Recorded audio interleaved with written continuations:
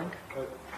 Բարև ձեզ, գտնվում ենք Գյումրիում, այստեղ թիմ ընտրություններ են, իրավիճակը կարծես թե բավականին լարված է, այս պահին զրուցակիցս Շիրակի պետական համալսարանի դասախոս քաղաքագետ Գագիկ Համբարյանն է, բարև ձեզ պարոն Համբարյան, շնորհակալ եմ, որ ժամանակ գտաք այս իրավիճակում մեզ հետ զրուցելու համար, ինչ է այսքան լարված իրավիճակը Գյումրիում, ինչով եք դա պայմանավորում։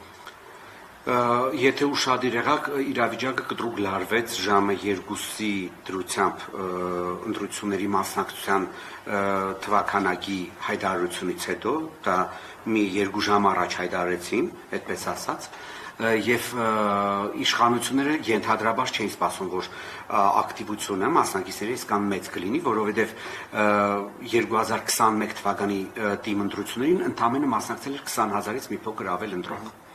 Այս պահի դրությամբ ժամը 14:00-ի դրությամբ 25,000 մոտ 255 ընտրող է մասնակցել, որքան ես հիշում եմ, սա բավական մեծ ցուցանիշ է եւ մեխանիկորեն սա խնդիր է իշխանությունների համար, որովհետեւ եթե իրենք միշտ հույս են ունեցել, որ պետք է իրենց տեխնազույի ընտրազանգվածին դուրս բերեն, իսկ մյուսները մնան ամորֆ, չհետաքրքրվեն գործընթացներով, որովհետեւ իրենք ամեն ինչ արեցին, որպեսզի վարկաբեկեն ընդդիմադիրներին, դա այդպես չեղավ եւ չէր լինելու, որովհետեւ 21 թվականի ընտրություններին ընդամենը 2 խոշոր քաղաքական ուժեր էին մասնակցում, դա քայլիստներն են եւ Պալասանյան դաշինքները եւ ընտրություններից առաջ քայլիստները ամեն ինչ արեցին, որպեսզի հանրությանը համոզեին, որ որպես այդպեսին ընտրություն չի լինելու, մենք լինելու ենք առաջինը, Պալասանյաններն էլ անցնելու են եւ մեզ են կծվելու, մեզ են պաշտպանելու, այդպես չեղավ։ Թարս եղավ ամեն ինչ, Պալասանյանները ավելի բարձր տոկոս հավաքեցին եւ ստանձնեցին քաղաքի ղեկը, հիշում եք։ Հիմա որքան ես հասկացա, այս իշխանությունները եւս հույս ունեին, որ վարկաբեկելով ընդդիմությանը պետք է ամեն ինչ անեն, որ քիչ մարդ մասնակցի ընտրություններին, բայց ինչպես տեսնում եք, դա այդպես չէ եւ չէր էլ կարող լինել, որովհետեւ կոնկրետ բացի իշխանական տեխնազույից, որը մենք օբյեկտիվ պետք է վերցնենք եւ ընդունենք, որ այո, ինքը ընդրազանգված ունի, մեծ մասամբ դա այն մարդիկ են, ովքեր աշխատում են պետական հիմնարկներում, շատ դեպքերում կամ Սարիգի անձով պայմանավորված են գնում իրանք մեծ մասամբ հագանիկոլական են, ինչպես ժամանակին եղել է Սարիգը, մինչև պրայմերիզը, բայց հիմա գործեր են ստացել քաղաքապետարանում, այլ տեղերում, որտեղ քայլիստները կարողանում են ներգրավել Սարիգի թիմագիստներին, որ գրավչություն ապահովեն իրենց համար, որ նրանք աշխատեն։ Հիմա նաև պետք է նշենք, որ 4 խոշոր ընդդիմադիր տեխնատուներ եւս ունեն իրենց զանգվածը, իհարկե դա Մարդուն Գրիգորյանն է, Վարդան Ղուգասյանն է, իհարկե այնտեղ նաև պետք է նշեմ Ռուբեն Մխիթարյանին, որպես նոր անձ քաղաքականության մեջ, բայց բավական պոպուլյար պրոդյուսեր, հատկապես երիտասարդության մոտ ձայներ ունեցող Կարենն է, Սիմոնյան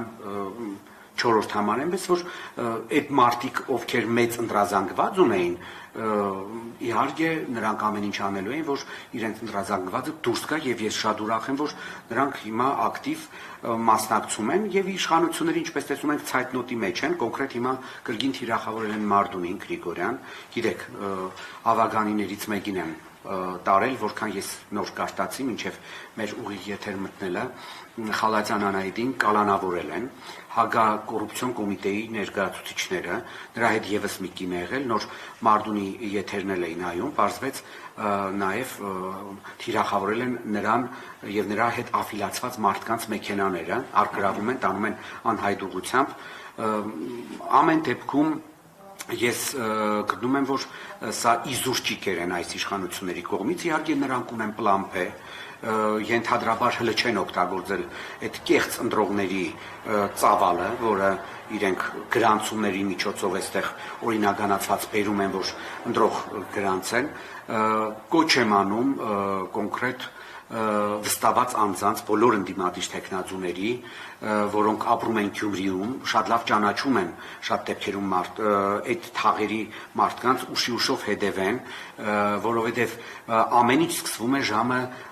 18:00-ից մինչև 20:00, երբ որ իշխանությունները տեսնում են, որ իրենք չեն կարող իրանց ուզածին հասնեն, այդ պլան Բ-ն է գնում առաջ, եւ շատ լավ կլինի, որ եւ վստահված անձինք եւ դիտորդները գյումրեցի հատկապես, որոնք շատ լավ ճանաչում են այդ թաղի բնակիչներին, ամեն ինչ անեն, որ բացահայտեն կեղծ ընտրողներին, ովքեր ըստ լրատվամիջոցներում տարածված լուրերի տարբեր թվեր են նշվում, տարբեր տեխնատուներ տարբեր թվեր նշեցին, 2200-ից մինչև 4000 ընտրող, որոնք Շիրակի մարզի եւ ընդհանրապես Գյումրի քաղաքի մարզը մի կողմ եմ թողնում, մենք այստեղ ընտրում ենք Գյումրիի քաղաքապետին, Գյումրիի հետ որևէ առնչություն չունեն։ Որտեղից են բերվել, որովհետև դուք առաջիններից եք, որ մեզ հետ հենց զրույցում 160 զրույցում նշել եք Ջավախքից մասնավորապես որոշակի քանակով մարդկանց այստեղ տեղափոխել։ Քանի որ այս ընտրություններում ներկայացված է այնպիսի մի անձ, որը շատ սերտ կապեր ունի 2017 թվականի ընտրություններում ռեյտինգային ցուցակով հաղթած անձի հետ, այսինքն Սարիկ Մինասյանը շատ սերտ կապեր ունի Արման Սահակյանի հետ։ Սովրանոյի Արման ինքը 2017 թվականին ռեյտինգային ցուցակով Գյումրիի հետ առնչություն բացարձակ չունի, ոչ ծագումով, ոչ մի բանով, բիզնեսներ է այստեղ դրել Սերժ Սարգսյանի կառավարման տարիներին, Շիրակ ֆուտբոլային ակումբ, հիմա էլ Բաղնիկ, Հյուրանոց եւ այլ, հիմա նրանք շատ սերտ կապ ունեն։ Եվ 2017 թվականին Գյումրիում շատ ակտիվ է Ասեկոսեները եւ խոսակցությունները կային դեպ Ասեկոսեներին, բայց մենք էլ այս քաղաքում ապրելով շատ լավ տեսնում ենք ամեն ինչ, շատ ավելին գիտենք, քան նույն ենթադրաբար Արման Սահակյանը մտածում է, որովհետեւ ես Շիրակի պետհամասարանում աշխատելով տեսնում եմ, թե այնտեղ ինչ վիճակ է, որովհետեւ Արման Սահակյանը մեր պետհամասարանը դարձրել էր փաստացի շտաբը։ Ինքը ռեկտորի կաբինետից դուրս չէր գալիս։ Այն ժամանակվա ՀԿ մարզային կառույցի ղեկավարը տխրահռչակ Սահակ Մինասյանն էր, ով կոորդինացնում էր այդ ՀԿ-ի ռեյտինգային ցուցակով ընտրությունները, հատկապես Արման Սահակյանի պահով, բոլոր գյուղապետերը, դպրոցի տնօրենները պեյջերներով այդ աշխատող անձինք բուհում էին շպրտված կոպիտ ասած, մեր բուհը շտաբ էր դարձրել եւ մենք շատ բաներ ենք տեսել եւ այդ ժամանակ կոնկրետ թիվ էին խոսում, ասեկոսեների մագարտակով էսա ես չեմ հաստատացում, բայց ամեն դեպքում եթե դուք ուսումնասիրեք այդ թվերը եւս ձեզ մոտ շատ խիստ կասկած կառաջանա, թե ասենք Կիսադադարք, Ամասիայի եւ Աշոտսկի տարածաշրջանի գյուղերը ինչպես էին դառնում մեգապոլիսներ ընտրության օրը, ասենք 15, դե հիմա այդ գյուղերը չեն մասնակցում մեր ընտրություններին, բայց ամեն դեպքում այդ ժամանակ կոնկրետ խոսակցություն էր գնում, որ Արման Սահակյանը 3000 մարդ գրանցում է գյուղերում, Ամասիայի եւ Աշոտսկի տարածաշրջանի այդ դադարք գյուղերում, կրկնում եմ էլի, սա ասեկոսեներ են եւ ըստ Գյումրիում տարածված լուրեր են, եւ 3000 մարդու է գրանցում էր Գյումրիում։ Հիմա չի բացառվում, որ այդ 3000 թիվը կրկին շրջանառության մեջ դրվի անհրաժեշտության դեպքում, որովհետև եթե իշխանությունները զգան, որ իրենք պարտվում են, ես չեմ կասկածում նույնիսկ, որ Նիկոլ Փաշինյանի հրահանգով այդ թիվը կսկսի ակտիվորեն գործարկվել, այսինքն այդ ընտրողները սպասում են, այսպես քնած են, այս պայթրությամբ ինչ որ արդարոց բաներ չկան, որ քաղաքում ասեն գազելներով, տաքսիներով, միկրոավտոբուսներով բերում են, տանում են, հələ որ չեմ իմացել, բայց ասենք թաղամասեր կա, որտեղ իհարկե կուտակումներ կա եւ դա նորմալ չէ, դա էլ այո, ուղղորդումների մասին ենք ահազանգեր ստացել կուտակում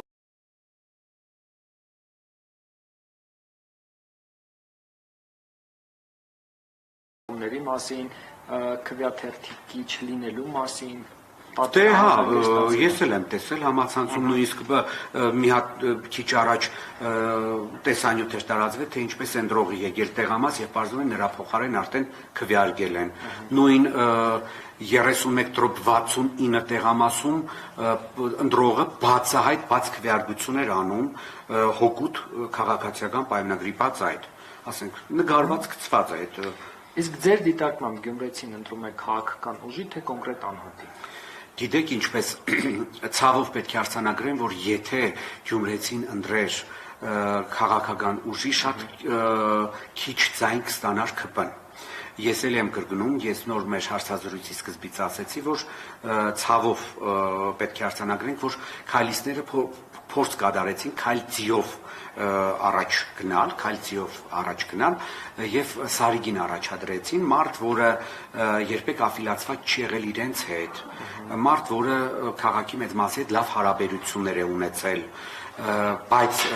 ես ուրախ եմ, որ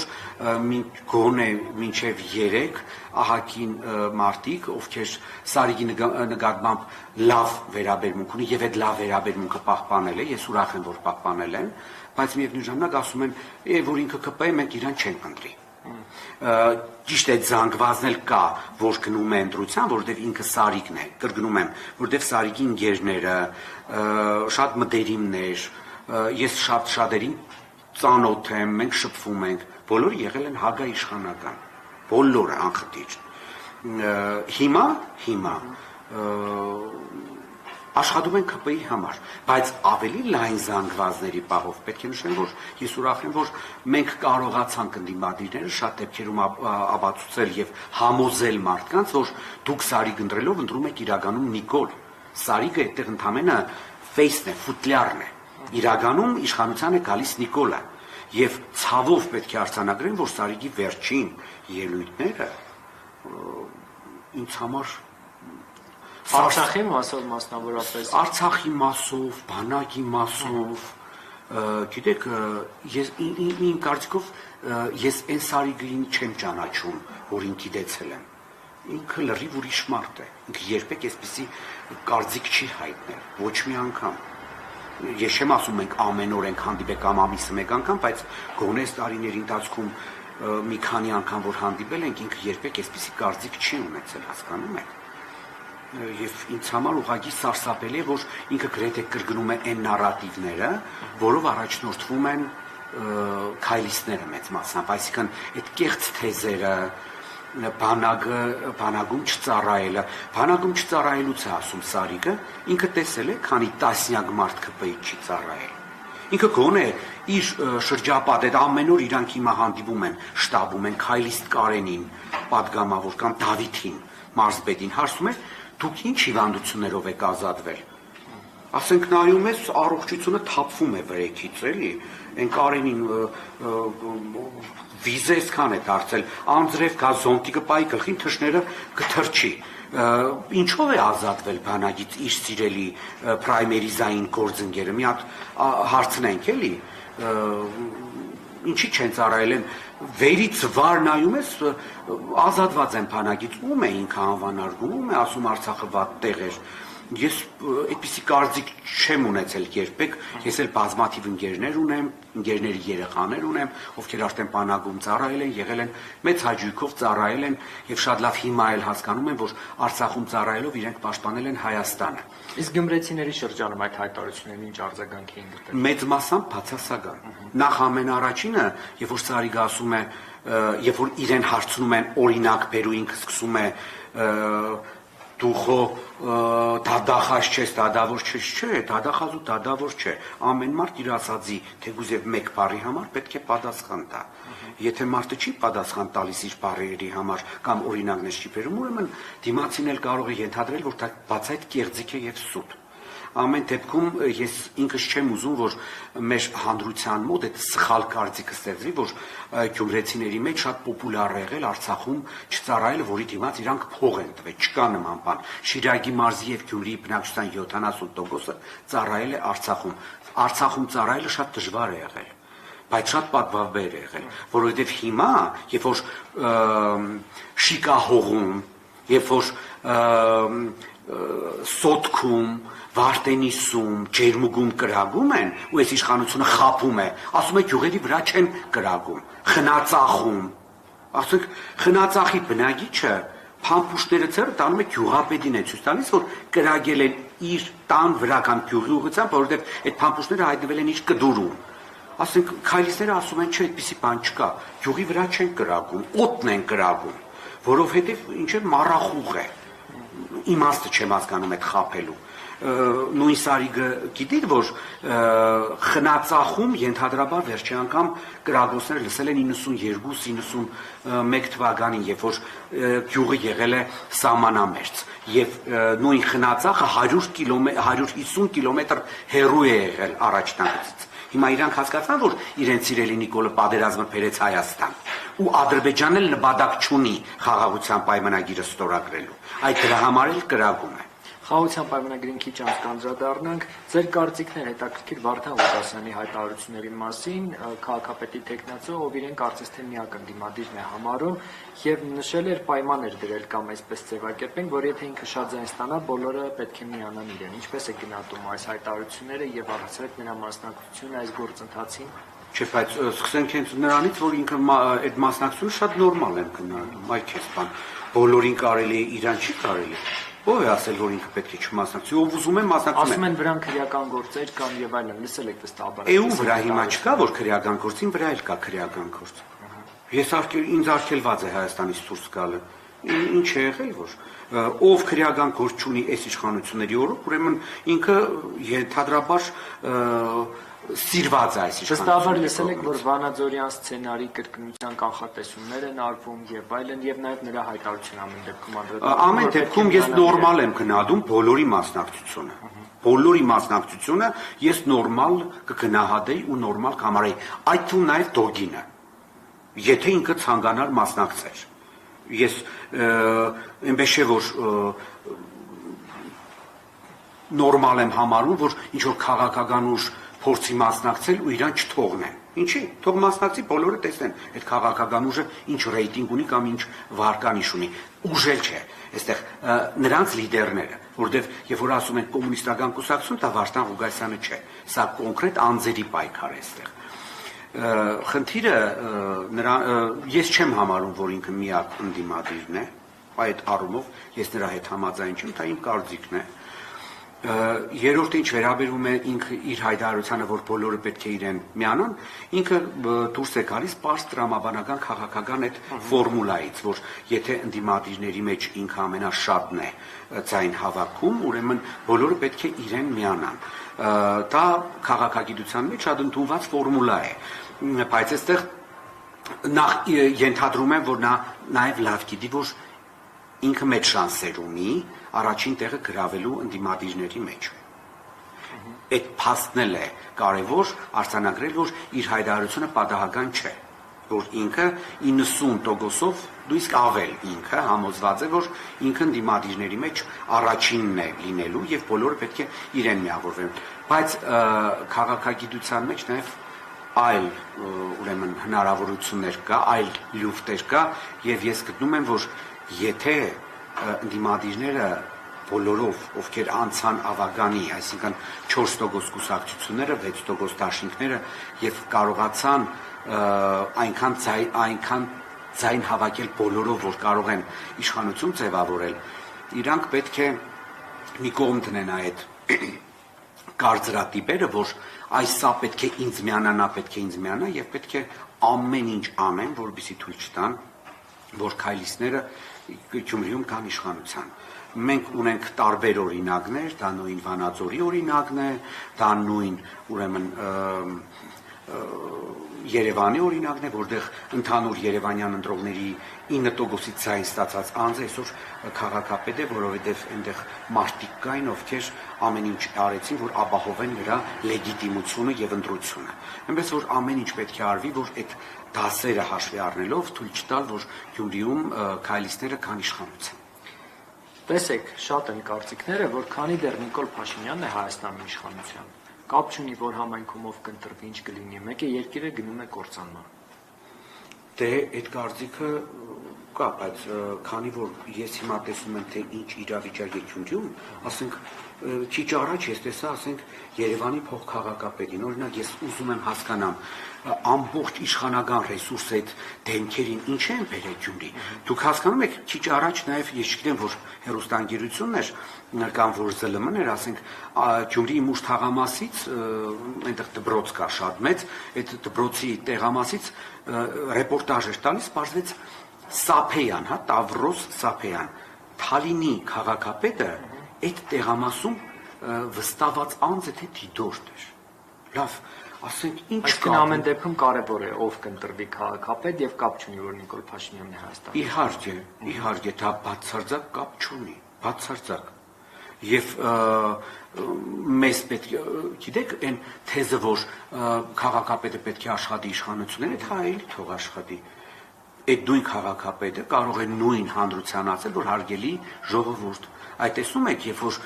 դուք եք ընտրել մեզ քաղաքապետ կամ ինձ քաղաքապետ, այս իշխանությունը փորձում է ձեզ պատժել, ձեր ձայնի համար, սուբվենցիոն ծրագրեր օրինակ չեն հաստատում, խնդիրներ են ստեղծում այս համար, քաղաքապետը պարտավոր է հաշվետվություն ներկայացնել հանրությանը, թեկուզ եւ ամենօրյա ռեժիմով, եւ ես համոզված եմ, որ նույն իշխանությունները հաշվի առնելով այդ հանգամանքը չեն փորձի այդ նույն քաղաքապետին կամ նրա թիմին, ուրեմն ճնշել այն մագարտակի, որ թողնեն հեռենան։ Իհարկե, եթե այդ քաղաքապետը չունի կեղտոտ, այսպես ասած, անցյալ, շատ։ Անդրադառնանք խաղաղության պայմանագիր կոչվածին, քանի որ ձեր խոսքում նշեցիք, Նիկոլ Փաշինյանը պատրաստ է ըստեյության կատարել Ադրբեջանի բոլոր պահանջները, խոսում են սահմանադրական փոփոխությունների մասին, դեռ ավելի վաղ էր պատրաստակամություն ատել ԵԱՀԿ Մինսկի խումբը լուծարելու մասին, Ադրբեջանից էլ ասում են, չնայած որ համաձայնել եք խաղաղության պայմանագրի բոլոր դրույթներին, որոնք շատերը այդ թվում դուք համարում եք զիջումներ հայկական կողմից, մեկ է ժամանակ չկա շատ, որպեսզի սահմանադրության ձեր փոփոխության մասին մտածեք եւ այլն եւ պետք է շտապեք այս հարցում։ Ինչ կանխատեսումներ ունեք, ինչ գործընթացներ են սպասվում, արդյոք Ադրբեջանը չի ստորագրելու եւ հերթական անգամ մեղքը բարթելու Նիկոլ Փաշինյանի վրա։ Իհարկե չի ստորագրելու, Ադրբեջանը ոչ միայն չի ստորագրելու, Ադրբեջանը նոր փաթեթ է պատրաստել։ Պահանջների երևի դուք տեսել եք, իհարկե ոչ պաշտոնական, բայց Բաքու TV հեռուստաալիքը, որը ամբողջությամբ վերահսկվում է Ալիևների ընտանիքի կողմից, ռեպորտաժ հեռարձակեց, որտեղ պարզ լրագրողը նշեց, որ Ադրբեջանը եւս մի քանի պահանջ ունի, այդտեղ 7-ներ, ես հիշում եմ, առաջինը դա այն է, որ Հայաստանը պետք է ներողություն խնդրի, Հայաստանը պետք է ագրեսիայի համար, այսինքն առաջին Արցախյան պատերազմը Ադրբեջանում դիտարկվում է որպես ագրեսիա, Հայաստանը պետք է փոխհատուցի, Հայաստանը պետք է ուրեմն ապառազմականացվի, որ այն սպառազինությունը, որը գնել է Հայաստանը 20 թվականի նոյեմբերից ի վեր պետք է հետ վերադարձվի այն պետություններին, որտեղից ինքը դա գնել է, Հայաստանը պետք է ուրեմն թույլ տա ադրբեջանցիներին, ինչպես իրենք են ասում, հետ վերադառնալ Հայաստան, 300-ից 400 հազար ադրբեջանցի, որոնք պետք է ապահովեն բոլոր ձևաչափերով եւ անվտանգային եւ ձայնի իրավունքով եւ այլ, դուք արդեն հասկանում եք, չէ՞, դա ինչ է։ Արդեն 7 պահանջները ես ձեզ նշեցի։ Գումարած դրան, իհարկե, Ադրբեջանը այս խաղաղության պայմանագիր կոչվածը, որը Հայաստանի համապարփակ ստորացման եւ կապիտուլյացիայի նոր փաստաթուղթ է, չի ստորագրում իբր թե սահմանադրության պատճառով։ Նիկոլը փորձեց մեսիջ ուղարկել Բաքվին, որ այն կարող է տեղի ունենալ միայն 2027 թվականից 27 թվականին Բաքվից պատասխանեցին այս կրագոցներով սահմանին եւ Ադրբեջանի նախագահի հատուկ հանձնարարություններով տեսփան Էլչին Ամիրբեկովի սպառնալիքներով, որ Ադրբեջանի համբերությունը չչարաշահեք, երկար չէ եւ կարող է եւ մենք ընդհանրապես հրաժարվենք այդ պայմանագիրը ստորագրել։ Բայց Ադրբեջանը վաղուց գիտեր այդ 2027 թվականի մասին, պարոն Համբարյան, դեռ Էլչին Ամիրբեկովը նախորդ տարի էր ասել, որ Նիկոլ Փաշինյանը Ադրբեջանի կառավարության հետ կամ իրենց հետ առհասարակ քննարկում է ունեցել եւ նշել է, որ 2027 թվականին միայն կարող են գնալ։ Այո, նրանք չեն ուզում ստորագրեն։ Հարգելի ռազմիկ, նրանք չեն ուզում ստորագրեն, նրանց այդ խաղաղության պայմանագիրը պետք չէ։ Նրանք հիմա այնպիսի բաներ են ստանում Հայաստանի Հանրապետությունից, որ մինչև 2020 թվականը նույնիսկ չեն էլ երազել։ Հասկանում եք, դուք հիշում եք, չէ՞, հայ-թուրքական այդ ֆուտբոլային դիվանագիտությունը, երրորդ երկրների միջոցով պաշտոնական Անկարան խնդրում էր Երևանին գոնե Ադրբեջանին հետ վերադարձնել երկու շրջաններ, որբիսի Թուրքիան երես ունենա Ադրբեջանի եւ աշխարհի թուրքերի առաջ, որ ասի, որ տեսեք գոնե Հայաստանը գնաց մի փոքր զիջումների, այսպես կոչված գրավյալ, բայց իրականում դա Արցախի տարածքի մասին, այդ շրջանների մասին է խոսքը, որ ինքը կարողանա երես ունենալ եւ բացել եւ հայ-թուրքական սահմանը եւ դիվանագիտական հարաբերություններ հաստատել Հայաստանի հետ։ Հիմա Արցախը ամբողջությամբ նվիրված է Ադրբեջանի։ Թուրքիան ինչ է ասում է ոչ մի անգամ, ոչ մի դիվանագիտական հարաբերություններ, ոչ մի տնտեսական հարաբերություններ, ոչ մի սահմանի բացում։ Երբ որ Բաքուն ասեց այո կբացեց, այդ ժամանակ에 ես կբացեմ։ 2019 թվականին Մինսկի խմբի համանախագահները վերջին անգամ Նիկոլ Փաշինյանին ներկայացրել են Արցախյան կարգավորման հիմնախնդրի վերջին փաստաթուղթը, որը իրենից ներկայացրել է մոդիֆիկացված, նորացված, ուրեմն մադրիդյան սկզբունքներ, որի մեջ ամենակարևոր կետերից մեկը եղել է Արցախում վերջնական անցկացվելիք հանրաքվեն անկախության պահով։ Հիշում եք, չէ՞, կապիտուլյանտը ասում էր, այդ հանրաքվեի պարագայում մենք կասկածի տակ էինք դնում այն առաջին հանրաքվեն, որով Արցախը անկախացել է։ Մենք կասկածի տակ չէինք դնում, մենք ավելի կթարմացնենք, որ Արցախի բնակչությունը քվեարկելու է եւ արդեն այդ հանրաքվեն պարտադրված էր եւ Ադրբեջանին եւ այսպես կոչված միջազգային հանրությանը, որ իրենք պետք է ընդունեին որպես լեգիտիմ վերջնական հանրաքվե եւ Արցախը պետք է անկախանար։ Իսկ այդ հանրաքվեում միայն անասունը կարող է ասել, որ հայերը չէին անկախանալու, որովհետև հանրաքվեի հիմքում դրված էր, թե ինչ ուրեմն տոկոսայնությամբ պետք է հայերը, ադրբեջանցիները եւ այլազգիները մասնակցեին այդ հանրաքվեին։ Հիմքը դրված էր 1989 թվականի ԽՍՀՄ վերջին մարտահամարի տվյալները կապված Լեռնային Ղարաբաղի հետ, իսկ այդ ժամանակ Լեռնային Ղարաբաղի ինքնավար մարզ։ Այդ ժամանակ Արցախը ունեցել է մոտ 155,000 բնակչություն, որից 76.4% եղել են հայեր, 22.4% եղել են ադրբեջանցիներ եւ 1.2% եղել են այլազգիներ։ Հիմա հարց հարգելի Ռազմիկ, դուք գոնե ձեր վատ երազում պատկերացնում եք, որ այդ 76.4% հայերից, ասենք օրինակի համար 30%-ը կարող էին դեմ քվեարկել Արցախի անկախացմանը եւ միանալով ադրբեջանցիների հետ Արցախը թողնեին ուրեմն Ադրբեջանի կազմում։ Արցախցիները տվել են այդ հարցի պատասխանը իրենց գործողություններով, պարոն։ Թե հիմա արցախցիները շատ թույլ են տալիս, որովհետև Հայաստանում գտնվող 130,000 կամ լավ 100,000 արցախցիներից գրեթե բոլորը պետք է լինեին 3 եւ առաջին օրը ազատության հրապարակում, բայց այդքան չկային։ Թող գան ու պահանջատեր լինեն։ Իրենց ղեկավարներն են նաեւ դավաճան է Արցախը։ Նիկոլը մենակ չէր կարող դավաճանել։ Ոչ մի դավաճանություն հնարավոր չէ որևէ երկրում կազմակերպել, եթե այդ երկրի կառավարման վերնախավում վերին դավաճանները չունեն համագործակցողներ։ Արայիկ Հարությունյանը Նիկոլի թիվ 1 գործընկերն է եղել։ Իր ամբողջ հայֆայով։ Այս պահին Բաքվում է, ես առաջարկում եմ վերադառնալ խաղաղության պայմանագրի այն կետին, որը վերաբերում է երրորդ ուժերին, եւ սա ուղղակիորեն էլ առնչվում է Գյումրիի հետ, հաշվի առնելով, որ շատ են կարծիքներ, որ սա հենց Գյումրիի ռազմաբազայի 102-րդ ռազմաբազայի թիրախավորումն է նաև նշանակում, այս առումով ինչ մտահոգություններ ունեք դուք։ Ես մի քանի անգամ հարցազրույցներ եմ տվել եւ ինչքան հիշում եմ, ցեզել եմ այդ մասին հայտնել, որ սա ես որպես պատմաբան եմ ցեզ ասում։ Ուրեմն հայ-թուրքական սահմանը իրականում հայ-թուրքական սահման չէ։ Խոսել ենք այո։ Հայ-թուրքական սահմանը ներկայիս ձևավորվել է 1921 թվականի մարտի 16-ի Մոսկվայի եւ 1921 թվականի հոկտեմբերի 13-ի ռուս-թուրքական խաղաղության, եղբայրության եւ բարեկամության պայմանագրերի հիման վրա, որով Հայաստանի եւ Թուրքիայի միջև սահմանը պետք է անցներ Ախուրյան եւ Արաքս գետերով։ Հիմա խնդիրը նրանում է, որ այդ պայմանագիրը 1921 թվականին ստորագրած երկու միջազգային սուբյեկտները, այսինքն բոլշևիկյան Ռուսաստանը եւ ուրեմն քեմալական Թուրքիան ոչ լեգիտիմ իշխանություններ են ունեցել։ Միջազգայինորեն նրանք ճանաչված չեն եղել։ միջազգայինորեն ճանաչված է եղել սուլտանական Թուրքիան եւ ժամանակավոր կառավարությունը Ռուսաստանում։ Հիմա շատ վաղուց թուրքական իշխանությունները փորձում էին նույնիսկ Լևոն Տեր-Պետրոսյանի կառավարման ժամանակաշրջանից կասկածի տակ դնել ներկայիս հայ-թուրքական սահմանի լեգիտիմությունը, որովհետև շատ դեպքերում այդ սահմանի որոշ մասը չի անցնում Ախուրյան քեթով, կոնկրետ Շիրակի մարզի հյուսիսային շրջանները, սկսած